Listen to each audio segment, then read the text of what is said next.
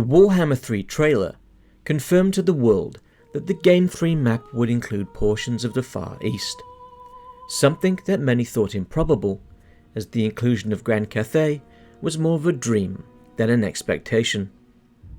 Though how much of the lands to the east will be accessible to the player? Can we expect to traverse the hinterlands of Koresh? Will we see the islands of Nippon or the lost isles of Elithis? Could we hope to stand watch over the mighty Gates of Calith? Not much is known about this distant region, but today we explore its lore and its importance. The Gates of Calith are so named for the two peninsulas that form a narrow strait in the far south, between the Sea of Dread to the west and the Far Sea to the east.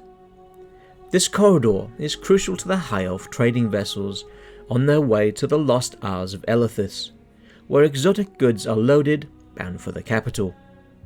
It's a dangerous journey, full of perils from the creatures of the deep and from raiding by Dark Elf corsairs, and the navy of the Chaos Dwarves who operate in the Sea of Dread. The trade corridor is of such importance to the High Elves that long ago, when their naval might was at its greatest, they erected two imposing fortresses to watch over the seas and guard against pirates. One fortress stands resolute on the southernmost tip of the lands of Koresh, defending against assaults from beastmen and the Skaven, while the other can be found on the edge of the southern wastes of Chaos, a large expanse of land that holds many unknown dangers. Many years ago, the northern gate was assaulted by Grey Seer Lurkwall, on the orders of the Council of 13. The Skaven had long seen the expansion of the High Elves in the east as a potential threat, and considered the outpost an easy target as the garrison was isolated. A plan was hatched to surprise the Elves with a two-pronged attack from both land and sea. 7 Skaven clans were conscripted and a massive fleet was built for the attack. The garrison did not expect the assault, and the fortress walls were quickly breached by the hordes of the Skaven. Hell Pit abominations lurched into the courtyard, using their bulk to swat the elven defenders aside or to crush them as they pushed back the garrison. Thousands upon thousands of clan rats poured through the breaches after their monstrous beasts, only to be met by hails of arrow fire raining down from the inner battlements. Wave after wave would fall, down by the uncanny accuracy of the elven defenders, with barely an arrow being wasted. Lines of interlocking shields formed before the inner gates as the High Elves guarded the fortress's inner sanctum. The situation looked grim for the defenders.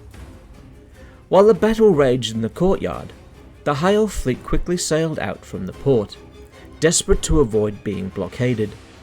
Arrayed before them, the massive fleet of the Skaven, who, while outnumbering the Elves, lacked in training, discipline, and sturdy ships. The Skaven fleet was a hodgepodge of vessels, some barely remaining afloat. Their ramshackle construction and inexperience quickly proved their undoing, as the seasoned High Elves sunk the entire Ratmen navy.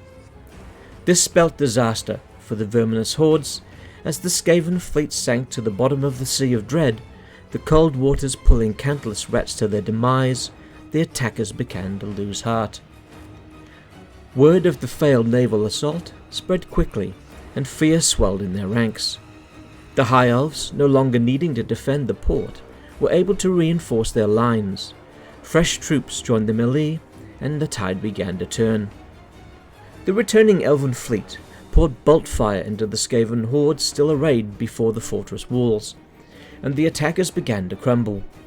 As the final Hell Pit abominations were brought down with concentrated missile fire, and the remaining Skaven began to melt away, Grey Seer Lurkwall made his escape, aided by the timely resurrection of a Hell Pit abomination, which served as a fortunate distraction for his foes. The Skaven still desire the destruction of the High Elves of Calith, but have never returned in force. Grey Seer Lurkwall was suitably dealt with upon his return to Skavenblight. The fortresses still stand firm to this day, defending against minor assaults by beastmen and incursions from Dark Elf pirates.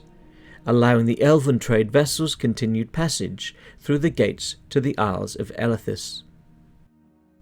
It appears that the Gates of Calith could provide an interesting starting position for a High Elf faction in Warhammer 3, as it's so isolated, but could we hope to see the map stretch so far south? What we know so far would suggest that unfortunately the Gates of Calith and the Isles of Elithis will remain a mystery, as the map will focus on the struggle in the north, with Grand Cathay and Kislev heading into the Chaos Wastes. Though perhaps one day, when the expanded Mortal Empire's map is revealed, we may find ourselves defending the towering Gates of Calith from the forces of evil.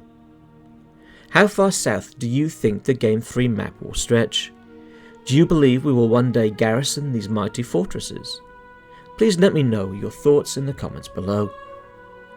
I'd like to thank you for joining me in taking a look at the Gates of Calith, an area of which little is known, though if we are fortunate, that might change in Game 3.